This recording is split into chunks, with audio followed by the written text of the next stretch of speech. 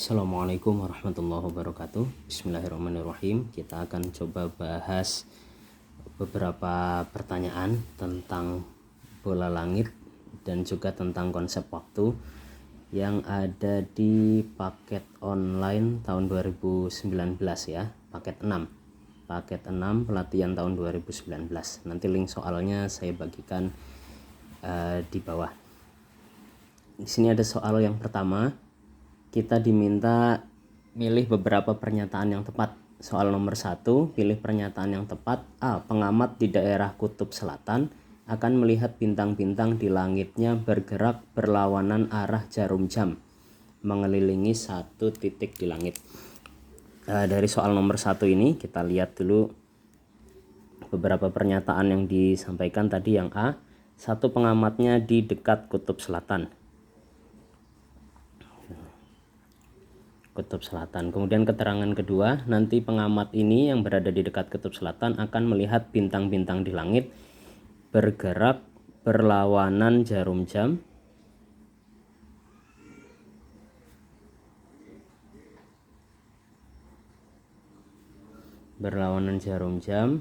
mengelilingi satu titik di langit. Berlawanan jarum jam mengelilingi satu titik.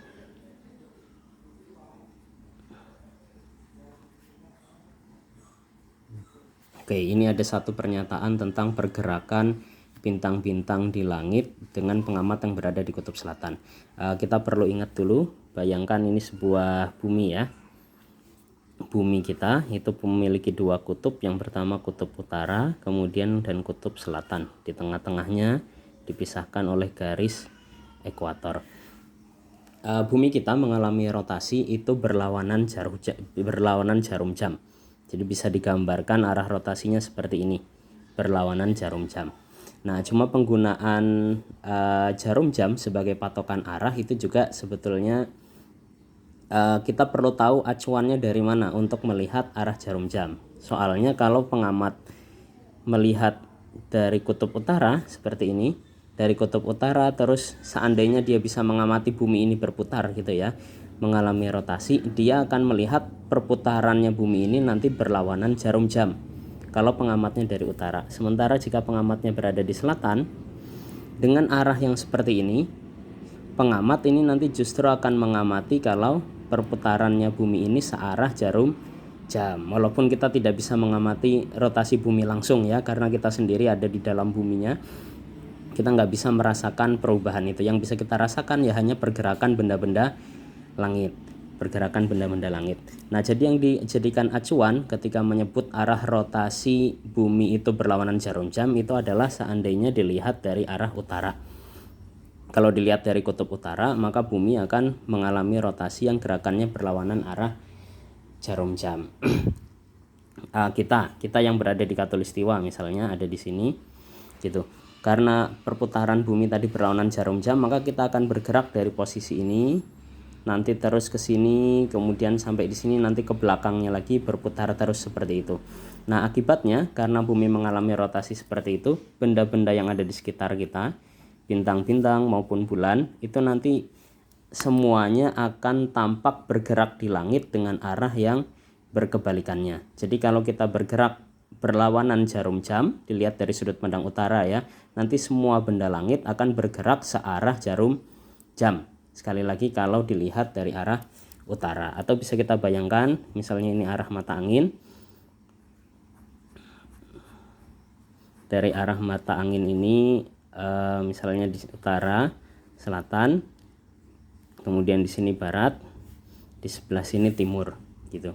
Kalau kita mengamati pergerakan benda langit itu kan terbit di timur, kemudian naik semakin tinggi sampai nanti terbenam di ufuk barat, di cakrawala yang sebelah barat. Terbit dari timur, terbenam di barat. Kalau kita mengamatinya dari arah utara menghadap ke selatan, kita akan melihat gerakannya ini, semua benda langit terbit dari timur ke barat. Kalau kita lihat dari utara, semuanya akan bergerak searah jarum jam ya, searah jarum jam. Kalau kita lihat dari utara ke arah selatan, kemudian kita mengamati pergerakan benda langit yang bergerak dari timur ke arah barat, maka kita akan merasa seolah-olah benda langit ini bergerak searah jarum jam tadi, karena kebalikannya. Sebetulnya benda-benda langitnya diam, tapi kita yang bergerak berlawanan jarum jam. Maka benda-benda langit akan terlihat bergerak di langit kita searah jarum jam. Sekali lagi itu kalau sudut pandangnya dari utara. Tapi kalau sudut pandangnya dari selatan, kita ubah dari selatan. Kita berdiri di titik selatan menghadap ke utara. Kemudian kita mengamati pergerakan benda langit dari timur ke barat. Nah, pergerakannya ini nanti akan teramati seolah-olah berlawanan jarum jam kalau diamati dari titik selatan ya. Nah, karena itu arah jarum jam ini harus benar-benar kita ingat dulu acuannya, yaitu acuannya selalu dimulai dari titik utara, dilihat dari titik utara. Maka pernyataan pertama, seorang pengamat yang berada di dekat kutub selatan akan melihat bintang-bintang di langitnya bergerak berlawanan jarum jam mengelilingi satu titik di langit. Nah, satu titik di langit apa? Satu titik di langit ya sesuai sumbu rotasi bumi. Ini yang kita sebut nanti kalau kita gambarkan sebuah bola langit ya. Nanti titik di atas kutub utara ini yang namanya KLU, kutub langit utara. Kemudian yang ada di atas titik kutub selatan itu adalah titik KLS atau kutub langit selatan. Semua benda langit itu akan bergerak mengelilingi dua titik ini atau mengelilingi sumbu KLU dan KLS ini. Gitu. Arahnya tadi karena kita bergerak berlawanan jarum jam, semuanya akan bergerak searah jarum jam mengelilingi titik KLU dan KLS. Seandainya ada pengamat yang berada di dekat kutub selatan, misalnya di sini, dia juga sama, dia akan mengamati benda langit mengelilingi titik KLS. Karena di posisi ini pengamat tidak bisa melihat titik KLU ya. Jadi mengelilingi satu titik di sini adalah titik KLS dan arah gerakannya adalah searah jarum jam. Nah, searah jarum jam jika sudut pandangnya sekali lagi, sudut pandang arah tetap dari utara. Walaupun pengamatnya di selatan, tapi yang kita jadikan acuan arah gerak tadi dari utara, ya tetap pergerakan semua benda langit itu berlawanan searah jarum jam karena kitanya yang berlawanan jarum jam. Tapi sekali lagi kalau pengamatnya melihat dari sudut pandang selatan, itu nanti justru benda langit akan bergerak dengan gerakan yang berlawanan arah jarum jam. Agak kebolak-balik ya, tapi sekali lagi tadi yang dijadikan acuan adalah utara walaupun posisi pengamatnya ada di dekat selatan. Artinya benda karena di sini pun di posisi manapun kita akan bergerak berlawanan jarum jam ya, berlawanan jarum jam dari sudut pandang utara, maka benda langit di dekat kutub selatan juga tetap akan bergerak searah jarum jam. Jadi pernyataan yang ini benar mengelilingi titik KLS, sementara yang ini salah, yang pertama karena berlawanan jarum jam. Pernyataan yang kedua, benda yang terbit di arah timur laut akan terbenam di arah barat daya. Nah, benda yang terbit di arah timur laut akan terbenam di arah barat daya. Nah, ini kita perlu mengingat dulu arah mata angin. Jadi selain 4 ini ada utara, timur, selatan, dan barat, juga ada 4 mata angin lagi ya yang sebagai penengahnya antara semua ini. Di sini ada timur, berarti di sini arah tenggara. Di sini selatan, di sini barat daya, barat laut, utara, kemudian di sebelah sini adalah timur laut. Pernyataan di soal tadi, benda yang terbit di arah timur laut, berarti dari sini akan terbenam di arah barat daya di sini. Nah, ini tidak mungkin terjadi karena semua benda itu terbitnya pasti arahnya dari timur ke barat. Nah, arahnya kenapa seperti ini? Karena tadi sumbu rotasi bumi itu adalah utara dan selatan. Ini sebagai sumbunya. Maka gerakannya pasti dari timur ke arah barat sejajar dengan garis ini. Sejajar. Atau kalau kita lihat dari bumi, kalau ini nanti kita berbesar jadi bola langit karena sumbunya adalah KLU KLS, maka semua benda langit itu akan bergerak, peredarannya pasti sejajar dengan ekuator langit. Pasti sejajar dengan ekuator langit gitu. Nggak mungkin tiba-tiba melenceng, terbitnya di sini, terbenamnya di sini misalnya, nggak bisa gitu. Pasti dari segaris dengan ekuatornya. Dari terbendanya di sini, ya nanti terbenamnya di sini seperti itu. Nah, di sini juga sama. Jadi objek yang terbit di timur laut pasti nanti terbenamnya ya akan di barat laut gitu. Kalau ada suatu benda langit yang terbenamnya di barat daya, maka dia pasti terbitnya dari tenggara karena sesuai arah dari timur ke barat, tidak mungkin diagonal seperti ini. Jadi pernyataan A tadi salah ya, karena yang ini jarum jam. Pernyataan B itu juga salah. Pernyataan yang ketiga, yang C, pengamat di ekuator akan melihat seluruh bintang di langit malamnya terbit tegak lurus terhadap horizon. Pengamat di ekuator akan melihat seluruh bintang di langit malamnya terbit tegak lurus terhadap horizon. Pernyataan yang C, pengamat yang berada di ekuator, contohnya di sini tadi, akan melihat seluruh bintang di langit malam terbit tegak lurus terhadap horizon. Ya, betul ya. Pernyataan yang C ini betul, karena pengamat di ekuator, seandainya dia pas berada di ekuator, maka nanti horizonnya ya pas antara KLU dan KLS ini. Berarti nanti dia bisa melihat seluruh benda langit ya. Seandainya kita yang berada di arah utara seperti ini, kita posisinya di sini, berarti nanti di atas ini adalah titik zenit, di bawah nadir, berarti nanti horizonnya sesuai ekuator. Enggak sesuai ekuator ya, agak ya di atas sini, cuma maksudnya kalau dilihat dari sudut pandang bumi yaitu searah dengan ekuator. Maka pengamat yang ada di utara tidak akan bisa mengamati bintang-bintang yang berada di belahan bumi selatan, di atas belahan bumi selatan.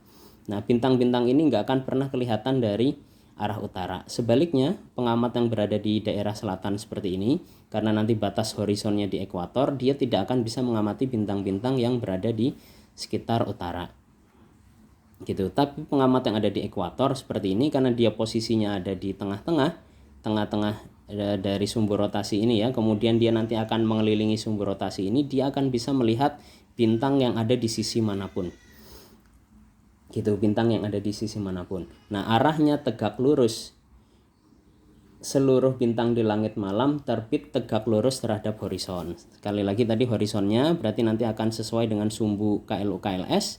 Terus pengamatnya nanti akan bergerak berlawanan jarum jam, maka semua benda langit nanti akan bergerak tegak lurus searah jarum jam. Jadi pernyataan yang C benar. Yang D, pengamat di Adelaide, Australia. Nah, soal yang D ya. Posisi pengamat berada di Australia, akan melihat bintang Polaris. Di situ disajikan right ascension-nya 2 jam 31 menit, deklinasinya plus 89 derajat 16 menit. Nah, kita fokus ke deklinasinya dulu aja. Deklinasinya plus 89 derajat 16 menit. Pengamatnya berada di Australia, kemudian pernyataannya dia akan melihat Polaris sebagai bintang sirkumpolar. Sirkumpolar artinya bintang yang tidak pernah terbenam ya. Yang tidak pernah itu sudah ada keterangan di soal, sebagai bintang sirkumpolar yang tidak pernah terbenam. Nah, kita lihat dulu di sini ada deklinasinya 89 derajat 16 menit. Seandainya kita gambarkan sebuah bola langit dalam tata koordinat ekuator, titik di atas ini adalah KLU seperti gambar yang di atas tadi ya. Ini sebagai sumbu rotasi pergerakan benda langit, di bawah di sini KLS, di tengah-tengah sini ekuator langit. Ekuator langit. Kita anggap bumi itu ada ada di tengah-tengahnya di sini ya, sebagai satu titik kecil. Nah, nanti pergerakannya dalam tata koordinat ekuator ini nanti akan sesuai dengan pergerakan bumi. Nah, kita lihat di sini ada keterangan deklinasi bintang Polaris itu 89 derajat 16 menit. Jadi kalau kita lihat dari ekuator langit ini adalah tempat di mana deklinasinya sama dengan 0 derajat. Right ascension-nya nggak usah diperhitungkan ya, karena jam berapapun itu nanti akan ya sama aja. Ini kita cuma mau lihat deklinasinya aja gitu. Jadi kalau di sini 0 derajat, maka 89 derajat 16 menit itu sangat dekat dengan titik KLU. KLU di sini ini berarti deklinasi titik KLU ini kan sama dengan 90 derajat. Maka 89 itu ya sangat dekat.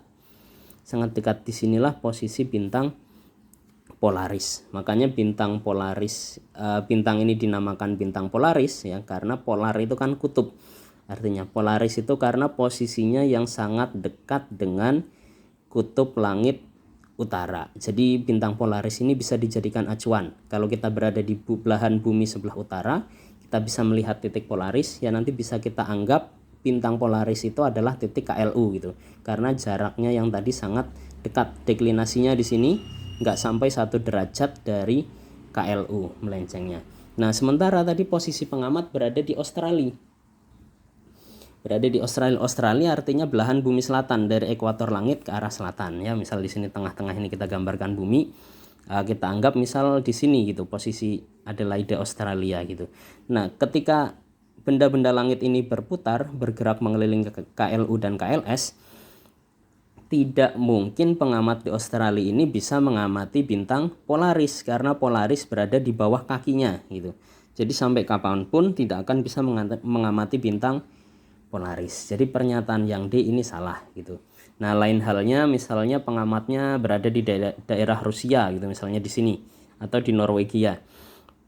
Nah, misalnya dia nanti mengalami rotasi, bumi mengalami rotasi, terus bergerak, bintang Polaris yang ada di sini ini tidak akan pernah terbenam, nggak akan pernah terbit dan terbenam ya, karena dia selalu di atas horizon pengamat. Kalau pengamatnya di sini misalnya, nah berarti kan nanti zenitnya ada di titik sini ya, sini zenit. Nah nanti ekuatornya berarti kan kurang lebih horizonnya kurang lebih kan seperti ini.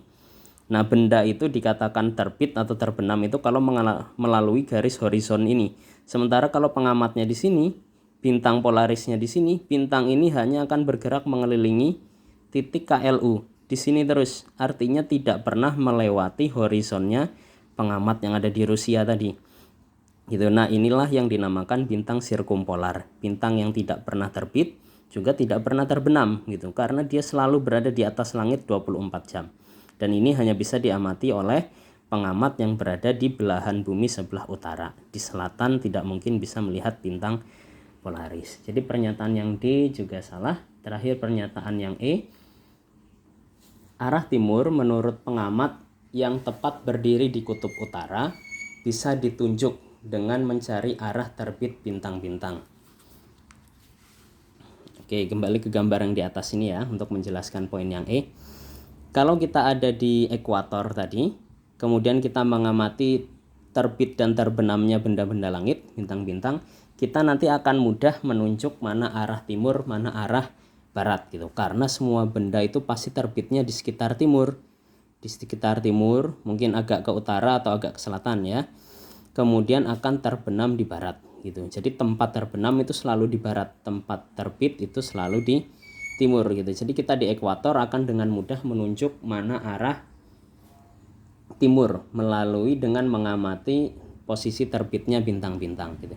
Tapi untuk pengamat yang ada di utara maupun ada di selatan gitu, pas di kutub selatan ya, di redaksi soal tadi, pengamat yang tepat berdiri di kutub utara, tepat berdiri di kutub utara. Nah, kalau tepat berdiri di kutub utara seperti ini, dia nggak akan bisa menunjuk mana arah timur dan mana arah barat gitu, karena khusus di titik ini ya tidak ada timur dan barat gitu. Kemanapun dia menunjuk ya, dia nunjuk ke arah kanan misalnya, berarti nanti ke sini.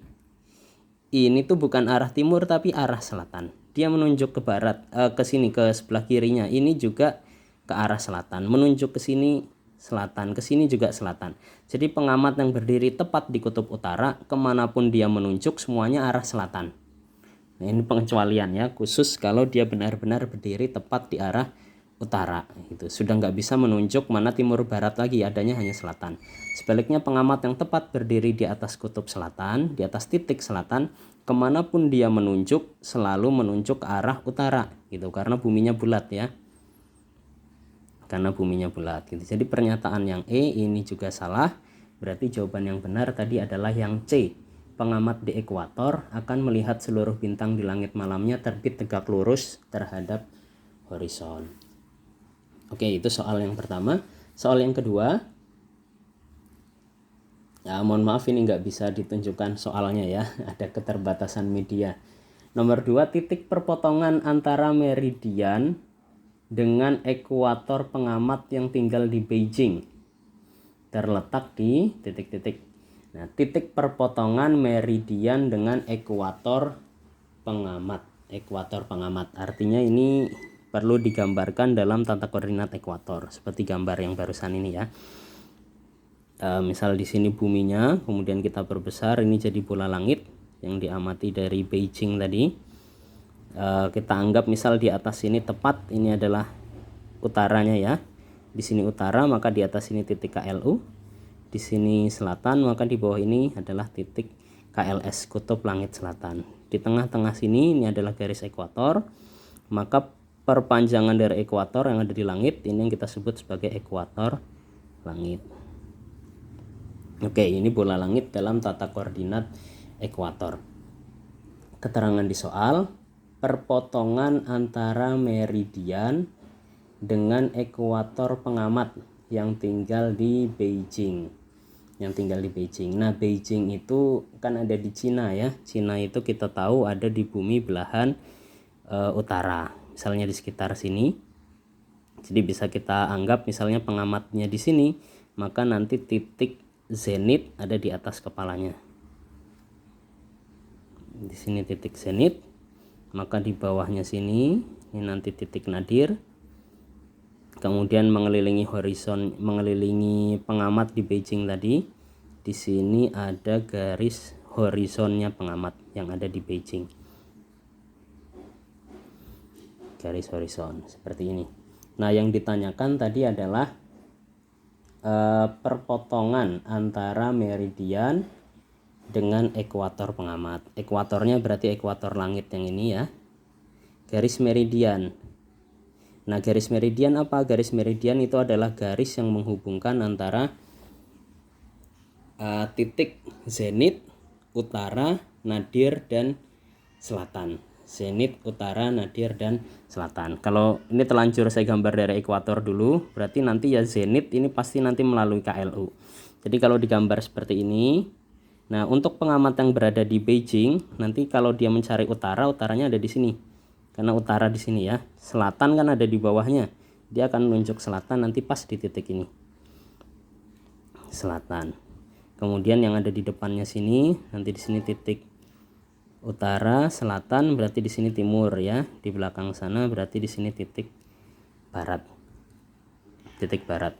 Ini untuk pengamat yang berada di Beijing tadi. Perpotongan antara garis meridian dengan ekuator. Ekuatornya yang ini. Meridiannya tadi menghubungkan antara zenit, utara, nadir, dan selatan gitu ya. Bisa juga KLS dimasukkan ya, karena KLS itu pasti di dekat selatan, KLU itu pasti di dekatnya utara gitu, pasti di garis meridian yang melalui utara ya. Jadi ya garis luar ini adalah garis meridiannya, sementara yang dimaksud ekuator di sini. Nah, perpotongan antara ekuator dengan meridian terjadinya di mana? Titik perpotongan antara meridian dan ekuator pengamat yang tinggal di Beijing terletak di A. Tidak bisa ditentukan dari informasi yang diberikan. B. Bergantung waktu pengamatan. Salah ya. Tidak bergantung waktu pengamatan, karena sampai kapanpun Beijing ya posisinya tetap di sini gitu. Dalam 24 jam posisi KLU tidak akan berubah gitu. Utara, barat, selatan tidak akan berubah. Benda-benda langit nanti berubah, tapi zenit, KLU, ekuator langit dan lain-lain ini tidak akan ada yang berubah. Jadi yang B salah. C. Belahan langit timur pengamat. Timur di sebelah sini ya. Di timur sini tidak ada perpotongan meridian dengan ekuator gitu. Karena ekuatornya di sini, meridiannya tadi di sini. Ada perpotongan meridian tuh ya antara arah utara sama arah selatan saja. Arah utara sama selatan sini ya, yang ada garis meridiannya. D. Belahan langit barat pengamat juga salah. E. Selatan zenit pengamat. Selatan zenit pengamat. Nah, sekali lagi ini garis horizonnya pengamat tadi. pengamatnya ada di sini, zenitnya di atas, artinya semua objek yang ada di bawah ini ya, semua objek di sini ini ada di bawah tanah bagi pengamat yang ada di Beijing gitu. Dia tidak bisa melihat posisi ini. Perpotongan antara meridian sama ekuator yang terlihat itu hanya di sini berarti. Nah, di sini bagi pengamat di Beijing itu adalah arah selatan. Jadi pernyataan yang E benar, di selatannya titik zenit dari pengamat yang ada di Beijing. Itu yang nomor 2, jawabannya yang E. Kemudian soal nomor 3, ini tentang kecepatan ya, kecepatan kapal atau pesawat yang disebut sebagai knot. Knot adalah satuan kelajuan yang sering digunakan dalam ranah navigasi penerbangan dan pelayaran. 1 knot didefinisikan sebagai 1 mil laut per jam. Oke, kita tulis dulu. 1 knot itu sama dengan 1 mil laut per jam. 1 knot ini berarti kecepatan ya, ada jaraknya 1 mil laut dan ada waktunya per jam. Sedangkan 1 mil laut didefinisikan sebagai jarak linear yang ditempuh sebuah kapal laut menyapu sudut 1 menit busur permukaan bumi. Nah, jadi 1 mil laut di sini ini setara dengan 1 menit busur permukaan bumi. Jadi bisa kita definisikan 1 knot itu sama dengan 0 derajat 1 menit. 1 menit busur laut sebusur bumi per jamnya. Ini kecepatan 1 knot. Jika jari-jari bumi 6.400 km,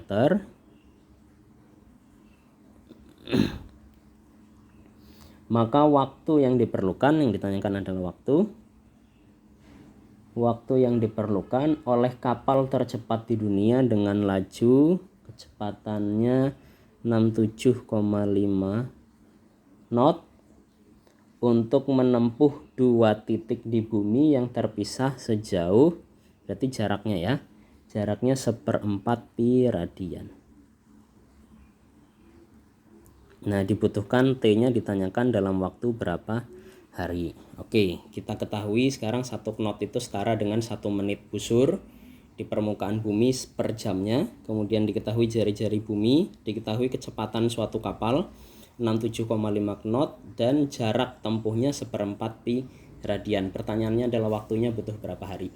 Nah, kita perlu ingat dulu bumi itu kan berbentuk lingkaran penuh.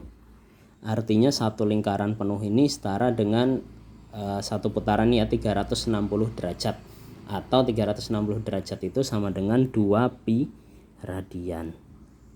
Artinya 2 pi radian sama dengan 360 derajat. Nah, sekarang kita konversi dulu di sini 1/4 pi radian. Kalau 2 pi-nya 360 berarti 1 pi itu sama dengan 180 berarti setengah pi sama dengan 90 derajat. Kalau 1/4 pi radian, 1/4 pi radian artinya setara dengan 45 derajat. 45 derajat.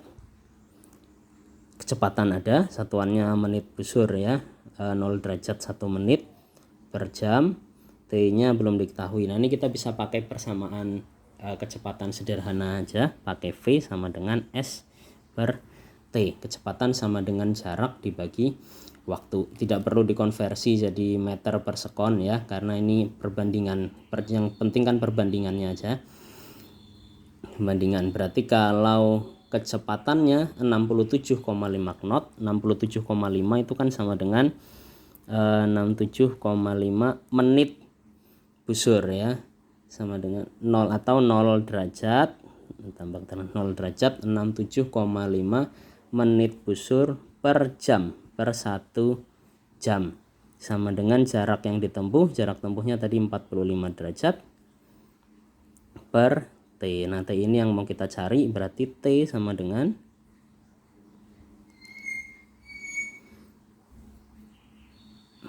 tinggal dibalik ya, T sama dengan berarti 45 derajat dibagi 0 derajat 67,5 menit. Coba kita hitung pakai kalkulator ya.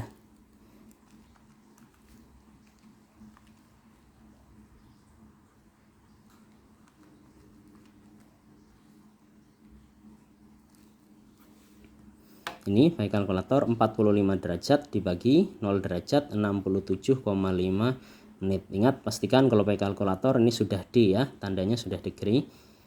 45 derajat dibagi, jangan lupa 0 derajatnya ditulis dulu, karena kalau langsung 67,5 nanti tanda di sini dibacanya sebagai derajat bukan menit, padahal 67,5 ini menitnya. Maka tulis dulu 0 derajat 67,5 menit. Jika dibagi maka sama dengan 40. Satuan 40-nya ya berarti sesuai di sini adalah jam.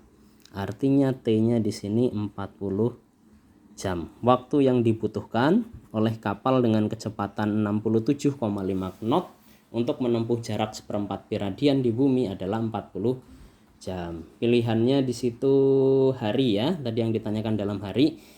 40 jam itu berarti ya hampir 2 hari, karena 1 hari 24 jam, 2 hari 48 jam, berarti 2 hari kurang sedikit. Pilihannya yang A, nomor 3 yang A. Kita lanjutkan ke soal nomor 4.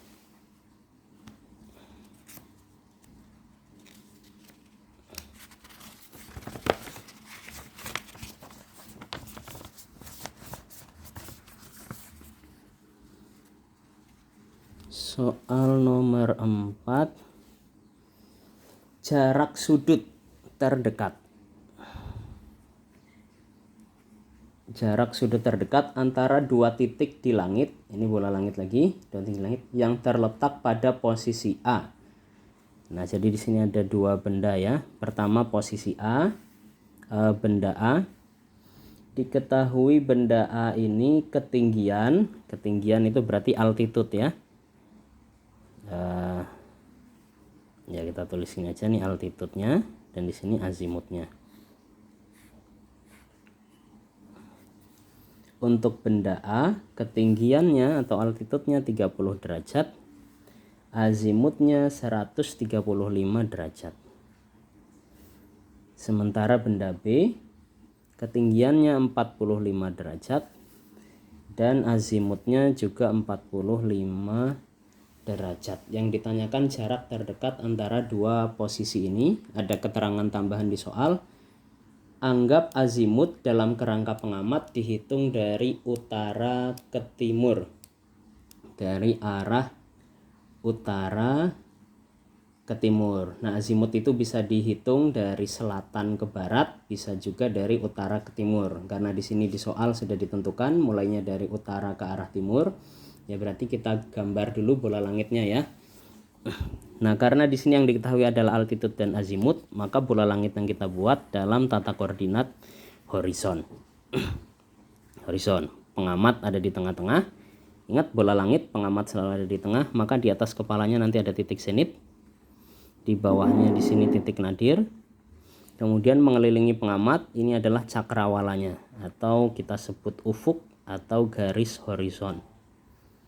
Ufuk mar'i kalau dalam falak ya.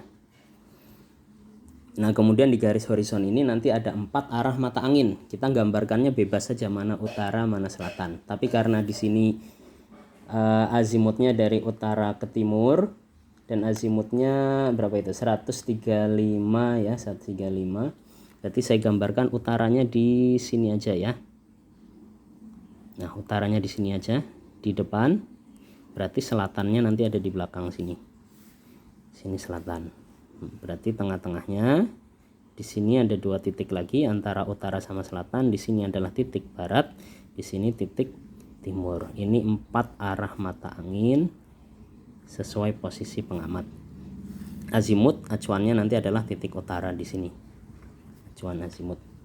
Objek pertama, kita lihat azimutnya dulu. Objek A tadi azimutnya 135 derajat. Maka di sini dari utara ke arah timur, utara sampai timur ini berarti sudah 90 derajat. Dari timur sampai selatan ini 90 derajat lagi. Artinya ini 180 derajat. Kalau 135 berarti ya kira-kira 90 ditambah 45 lagi ya, tengah-tengah. Nah, kira-kira di sini ini adalah proyeksi bintang A. atau benda langit A atau titik A tadi ya, proyeksinya di sini. Sekarang kita lihat ketinggiannya. Ketinggian berarti nanti tinggal naik ke arah zenit atau turun ke arah nadir. Ketinggiannya di sini 30 derajat, tandanya positif. Kalau positif berarti naik ke arah zenit 30 derajat. Dari horizon 0 derajat ke zenit 90 derajat, berarti 30 derajat. Kurang lebih objeknya benda A itu ada di sekitar sini. Oke, sekarang benda B. Azimutnya 45 derajat dari utara ke timur. Utara ke timur tadi 90 derajat, maka proyeksinya ada di tengah-tengah sini ya. Ini 45 derajat. Sekarang altitude-nya, ketinggiannya 45 derajat juga. Berarti dari sini naik ke arah zenit 45 derajat di tengah-tengah. Nah, ini B barat tadi ya. Kebetulan sama ini titik objek B. Dua-duanya sama-sama ada di sebelah timur sini. Berarti sekarang kita bisa gambarkan sebuah segitiga bola menghubungkan dari A ke zenit, dari zenit ke titik B, kemudian dari B ke A lagi. Nah, ini bisa kita hubungkan sebuah segitiga bola. Sekarang kita segitiganya kita keluarkan, kita pindah ke sini ya. Nah, ingat segitiga bola ini bukan segitiga biasa ya, karena bentuknya seperti bola, jadi kita nggak bisa pakai persamaan segitiga biasa. Di atas ini titik Z, di sini titik B, di sini titik A. Yang ditanyakan adalah jarak terdekat antara A sama B. Nah, ini walaupun melengkung ini adalah jarak terdekat ya, bukan berarti kita bisa ambil garis lurus di sini, enggak, karena bola langit itu adalah sebuah bola itu ya permukaannya melengkung seperti ini gitu. Jadi ini nggak bisa diambil garis lurus. Jadi yang dimaksud jarak terdekat ya jarak A sama B. Garis ini ya, kita kasih lambang aja, ini Z kecil, di sini B kecil, yang di sini A kecil gitu. Yang kita ketahui sudut. Oke, di sini sudut Z ini bisa kita ketahui. Taunya dari mana? Tadi dari azimut. Azimutnya B itu 45 derajat. Azimutnya B ya, 45 derajat dari utara. Azimutnya A itu 135 derajat. Jadi kita tinggal cari selisihnya untuk mengetahui sudut Z. 135 dikurangi 45. Berarti sama dengan 90 derajat. 90 derajat. Berarti sudut Z ini sama dengan 90 derajat. Yang bisa kita ketahui lagi berarti sekarang ini sisi B kecil sama A kecil. Zenit ke B atau A kecil ini bisa kita ketahui tadi ya dari ketinggian, dari altitude-nya. Dari dari horizon pengamat sampai ke B ini tadi 45 derajat ya altitude-nya. Karena dari horizon ke zenit itu 90 derajat, berarti 90 dikurangi 45. Berarti di sini panjang A ini adalah 45 derajat. Yang B juga bisa kita cari, karena A tadi ketinggiannya 30 derajat, berarti 90 kurangi 30 sama dengan 60 derajat. Nah, yang ditanyakan Z kecil. Kalau sudah seperti ini kita bisa menggunakan persamaan kosinus untuk soal nomor 4 ya. Pakai persamaan kosinus. Sudutnya di sini Z ya.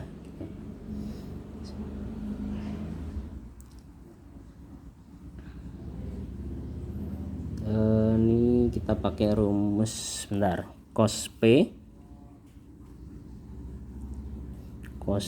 di sini, kalau di sini P berarti ya Z ya. Cos Z di sini berarti sama dengan kita lihat rumusnya dulu.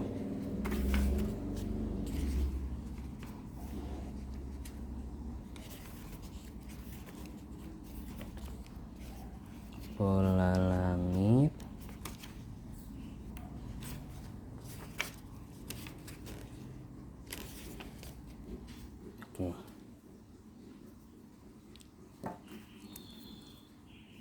cos Z kecil di sini sama dengan cos A dikali cos B ditambah sin A dikali sin B dikali cos sudut yang besar cos Z. Nah, berarti di sini tinggal kita masukkan cos A nya tadi sama dengan 45 derajat, cos 45 derajat dikali cos B 60 derajat ditambah sin 60 derajat, sin 45 derajat ya, dikali sin 60 derajat dikali cos Z. Cos Z tadi kita ketahui sudutnya 90 derajat. Berarti tinggal dimasukkan, langsung hitung pakai kalkulator ya.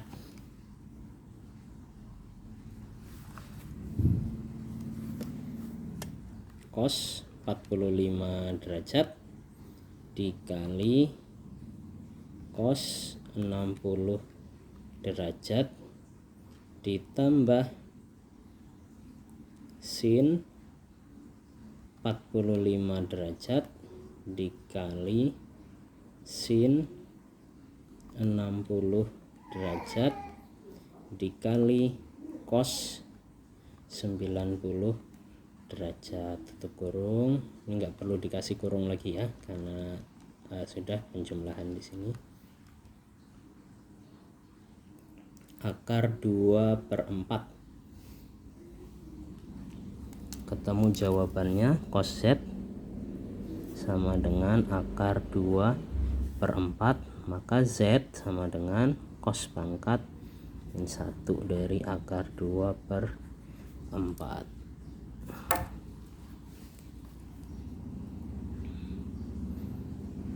Langsung shift cos dari 69,2951. Pilihan jawabannya tadi tidak lebih dari 50 derajat, tidak lebih dari 60 derajat, tidak lebih dari 70 derajat, tidak lebih dari 80 derajat, tidak lebih dari 90 derajat. Di sini 69, tinggal kita ubah ya.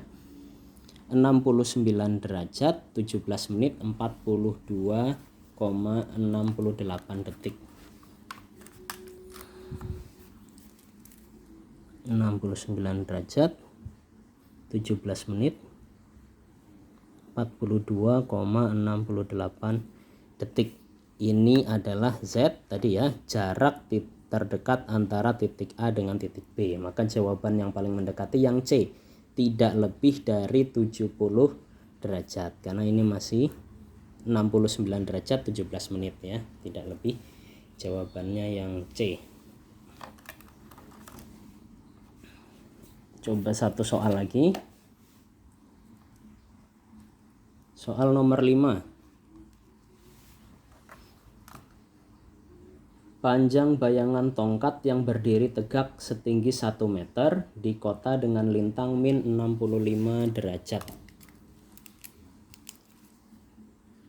Soal nomor 5, ada sebuah tongkat panjangnya 1 meter berdiri tegak di kota dengan lintang kotanya min 6,5 derajat, berarti belahan selatan ya, LS. Pada tengah hari, pada siang hari, tengah hari, tanggal 22 Juni. 22 Juni. Yang ditanyakan panjang bayangannya berapa? Berarti H aksen ya, panjang bayangan. Kemudian juga ditanya arahnya. Arahnya menghadap barat, timur, utara, atau selatan. Yang diketahui dari soal tadi, tongkatnya panjangnya 1 meter dan posisi pengamatnya tadi min 6,5 derajat LS-nya bumi pada tanggal 22 Juni. Nah, di sini kuncinya 22 Juni ya. 22 Juni. Kita perlu ingat dulu terjadinya vernal equinox. Vernal equinox itu kan tanggal 21 Maret. 21 Maret vernal equinox itu berarti deklinasinya matahari 0 derajat. 0 derajat pas di tengah-tengah ekuator ya. Itu sekali lagi bulan Maret ketika vernal equinox. Setelah Maret nanti April, Mei, Juni. Nah, Juni itu berarti sudah tidak mungkin di situ. Deklinasinya nanti sudah yang terjauh. Artinya plus deklinasi matahari saat itu sudah plus 23,5 derajat ya. deklinasinya plus 23,5 derajat, matahari berada di sebelah utara, makanya plus gitu. Ini Juni, tadi Maret pas di ekuator, Juni plus 23,5 derajat, kemudian Juli pada bulan Juli, Agustus, September terjadi autumnal equinox, nanti matahari deklinasinya 0 derajat lagi. Kemudian Desember, tanggal 20-an Desember nanti deklinasi matahari kembali 23,5 derajat tapi min karena matahari berada di selatan. Nah, karena soalnya 22 Juni berarti matahari sedang berada di utara dengan deklinasi 23,5 derajat. Sekarang ada sebuah tongkat. Saya gambarkan ilustrasi buminya dulu ya. Buminya seperti ini, di sini arah utara, selatan, di tengah-tengah sini ekuator. Pengamatnya tadi min 6,5 derajat lintangnya. Berarti dari ekuator ini turun sedikit. Misalnya di sini posisi pengamatnya ya. Anggap aja pas 6,5 derajat. LS di sini. Minnya nggak saya tulis, nggak apa soalnya sudah ada LS ya. Min itu artinya kan ke arah selatan. Kalau tidak ada minnya berarti 6,5-nya nanti ke arah utara dari ekuator. Pengamat di sini tanggal 22 Juni, kemudian matahari pada tengah hari ya, berarti matahari ada di atas pengamat. Matahari plus 23,5 derajat. Nah, di sini tadi 0 derajat, deklinasinya di sini 90, 23,5 ya, anggap aja sekitar sini. 23,5 derajat ya. Nah, posisi matahari ada di sini. Ini gambar bumi ya, bukan gambar bola langit. Matahari di titik tertinggi 23,5 derajat. Pengamat di sini nanti akan punya sebuah tongkat yang panjangnya tadi 1 meter. Maka nanti ada bayangan dari matahari, cahaya matahari ke arah sini. Bayangannya ya ini sudah jelas, bayangannya pasti ke arah selatan ya. Yang ditanyakan berarti sekarang tinggal panjang bayangan. Nah, di sini kan ada sebuah segitiga ya yang bisa terbentuk. Segitiga ini saya taruh di sebelahnya di sini. Gambarnya saya miringin aja sesuai ini ya. Ini panjang tongkatnya hanya tadi 1 meter. Panjang tongkatnya 1 meter. Di sini bayangannya tadi ke arah selatan. Saya gambarin misalnya segini H aksen ya. Ini di sini siku-siku pasti 90 derajat gitu. Karena tanah ya, tongkatnya tegak lurus di atas tanah, pasti di sini 90 derajat. Di sini nanti ada sisi miring. Sisi miringnya kita tidak tahu, bayangannya juga kita tidak tahu, tapi kita tahu sudut yang terbentuk di sini. Misalnya sudut alfa gitu. Tahu sudutnya dari mana? Dari arah matahari tadi. Matahari 23,5 derajat deklinasinya tadi ya. 23,5 derajat ditambah ini lintang pengamatnya tadi. Lintang pengamatnya tadi min 6,5, minnya itu hanya menunjukkan arah jadi 6,5 ya. 6,5 derajat ditambah 23,5 derajat. Artinya sama dengan 30 derajat. Ya, benar ya. Berarti alfa di sini 30 derajat sudutnya. Yang ditanyakan H aksen di sini. Nah, karena ini segitiga siku-siku, ada sudutnya di sini, berarti kita bisa menggunakan persamaan trigonometri. Di sini sisi miring, sisi samping, sisi depan. Karena yang dicari adalah sisi depan, yang diketahui adalah sisi samping, maka kita pakai tangan ya. Berarti tan alfa sama dengan depan H aksen dibagi samping. Sampingnya 1 meter tadi di sini 1 meter. Yang kita cari H berarti tinggal H aksen sama dengan hanya 1 meter dikali tangan alfa. Tangan alfanya 30 derajat. 1 dikali tangan 30 derajat. Jadi ya langsung tangan 30 derajat aja. Tangan 30 derajat adalah akar 1/3 akar 3 atau akar 3/3. Pilihannya ada ya. Berarti jawabannya 1/3 akar 3 ke arah selatan. Jawabannya nomor 5 yang B. Sudah, sekian dulu, baru 1 sampai 5 ya. Selanjutnya nanti saya jelaskan di video selanjutnya. Terima kasih. Assalamualaikum warahmatullahi wabarakatuh.